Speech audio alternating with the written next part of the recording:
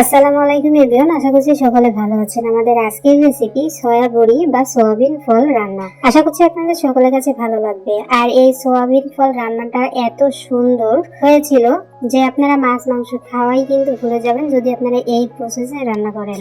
ঘরে কোনো কিছু না থাকলে আপনারা এরকম সয়া বড়ি রান্না করে কিন্তু খেতে পারেন। একদম মাছ মাংসকে কিন্তু হার মানিয়ে দেবে। আশা করছি আপনাদের সকলের কাছে ভালো লাগবে। তো চলুন দেখে আসি, কথা না বাড়িয়ে মূল রেসিপিতে আমরা চলে যাচ্ছি। আমরা সয়া বড়ি রান্না করার জন্য আমি প্রথমে 2 কাপ মেজারমেন্ট কাপ দিয়ে মেপে 2 কাপ সয়া বড়ি নিয়েছিলাম। আপনারা চাইলে কম বেশি করে নিতে পারেন। তারপর আমি 30 মিনিট একদম নর্মাল পানি দিয়ে ভিজিয়ে রেখেছিলাম। আপনারা চাইলে খুব তাড়াতাড়ি এটা ভিজে যাওয়ার জন্য গরম পানিটাকেও কিন্তু ব্যবহার করতে পারেন। সেক্ষেত্রে 10 থেকে 15 মিনিট সময় লাগবে আপনাদেরকে এই সয়া বড়ি ভিজতে। তো আমি ঠান্ডা পানি দিয়ে 30 মিনিট পর্যন্ত রেখেছিলাম। তো খুব সুন্দর করে আমি 4-5 বার আর কি নর্মাল পানি দিয়ে খুব সুন্দরভাবে ধুয়ে নিয়েছিলাম। ধুয়ে তারপরে এরকম পানি থেকে আমি একটু চিপে চিপে তারপরে তুলে নিচ্ছি। একদম চিপে চিপেই কিন্তু তুলতে হবে। সয়াবিনের ভিতর কিন্তু কোনো ধরনের কোনো পানি থাকা যাবে না। তারপর আমাদের সয়াবড়িগুলো যখন পানিটা ফেলে দেওয়া হয়ে গেছে তখন আমি কড়াইতে পরিমাণ মতো তেল দিয়ে তার মধ্যে দিয়ে দিলাম একটু হলুদের গুঁড়া দিয়ে তারপরে সয়াবড়িগুলো আমি এখানে তেলের মধ্যে দিয়ে দিব ভাজার জন্য। আমি লবণ দিই নাই, আপনারা চাইলে লবণটাকে কিন্তু ব্যবহার করতে পারবেন। তো আমি সয়াবড়ি দিয়ে অনবরত নেড়ে চেড়ে একটু ব্রাউন কালার করে ভেজে নিব। ভিডিওতে দেখতেই পাচ্ছেন যে কেমন কালার হয়েছে। ঠিক এরকম পর্যায়ে কিন্তু নামিয়ে নিতে হবে। এর থেকে বেশি ভাজলে কিন্তু পুড়ে তিতো হয়ে যাবে, রান্না করলে কিন্তু ভালো লাগবে না সয়াবড়িটা।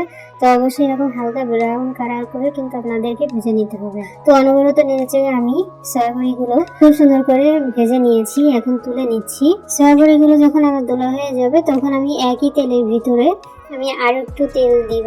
তেল দিয়ে তারপরে এখানে দিয়ে দিব হলো পেঁয়াজ কুচিটা একটু বেশি করে দিবেন। বেশি করে দিলে কিন্তু ভালো হবে সয়াবিনটা খেতে। তারপরে একটু নেড়ে চেড়ে আমি এখানে দিয়ে দিব পরিমাণ মতো মরিচের গুঁড়া। আমি 1 চামচের একটু বেশি মানে উঁচু করে 1 চামচ দিয়ে দিলাম মরিচের গুঁড়া দিয়ে এখন অনবরত নেড়ে চেড়ে পেঁয়াজটাকে ভেজে নিতে হবে।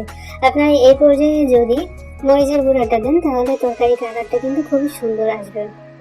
নেড়ে চেড়ে নেওয়ার পর তারপরে এখানে দিয়ে দিব 4 টুকরো দারুচিনি, দিয়ে দিব 5-7টার মতো লবঙ্গ, আর হলো 4-5টার মতো দিয়ে দিলাম হলো এলাচ।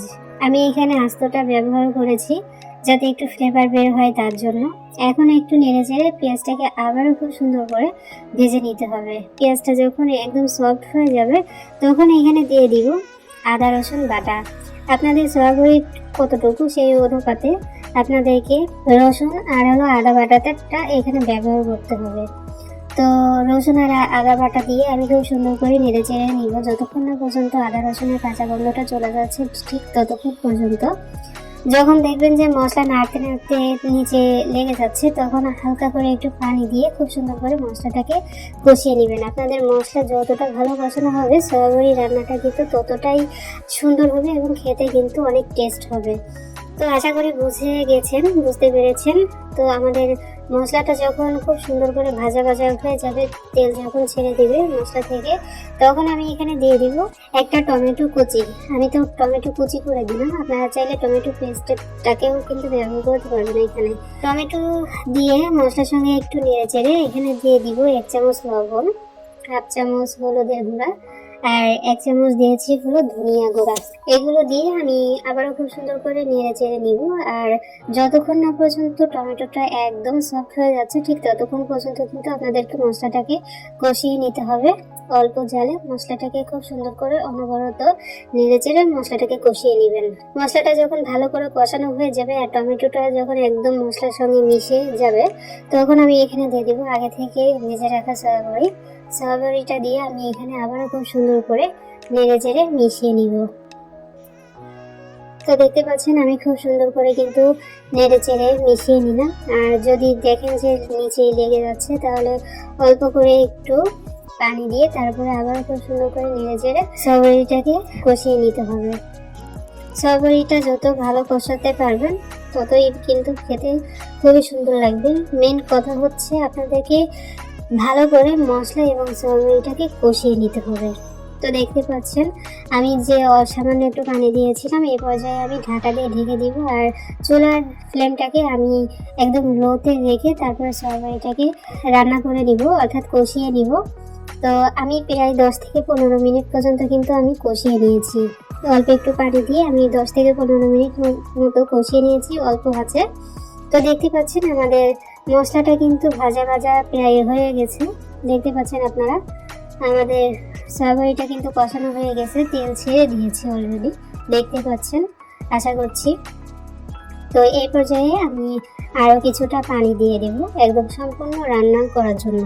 তো আমি এইখানে একটু পানি দিয়ে তারপর আবারও নেড়ে চেড়ে নিয়ে তারপরে আবারও পরিমাণ মতো করে একটু পানি দিয়ে দিলাম। এখানে দিয়ে আবারও খুব সুন্দর করে নেড়ে চেড়ে নিব। নেড়ে চেড়ে নেওয়ার পর আমি আবারও ঢাকা দিয়ে ঢেকে দিব। প্রথম পর্যায়ে আপনারা চুলার আঁচটা একদম হাইতে করে তারপরে চুলাটাকে একটু কম করে দিবেন।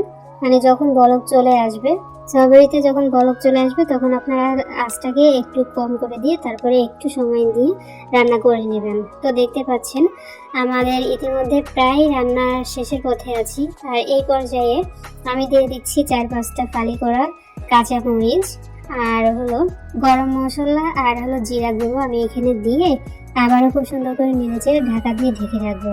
আর এতটাও কিন্তু ঝোল থাকবে না, একটু কোনো রকম মাখা মাখা থাকবে। তো আমি আবারও ঢাকা দিয়ে ঢেকে দিলাম প্রায় 5-7 মিনিটের জন্য। আর এখনও কিন্তু আমার আঁচটা একদম লোতেই আছে, আমি লো আছে কিন্তু রান্না করে নিচ্ছি। তো দেখতে পাচ্ছেন 5-7 মিনিট পরে আমাদের সয়াবিনটা কতটা সুন্দর হয়েছে। এই পর্যায়ে কিন্তু রেখে দেব, আর কিন্তু কমাবো না। এরকম মাখা মাখা খেলেই কিন্তু খুবই ভালো লাগে, খুবই মজা লাগে। একবার হলেও আপনারা বাড়িতে ট্রাই করবেন। তো দেখতেই পাচ্ছেন মাশাআল্লাহ কতটা সুন্দর হয়েছে। আমি পরিবেশন করে দেখানোর চেষ্টা করছিলাম, কিন্তু পরিবেশনটা আসলে অতটাও সুন্দর হয়নি, কারণ আমি রাতে ভিডিও করছিলাম আর আমার কাছে ওরকম হাই লেভেলের কোনো লাইট নাই।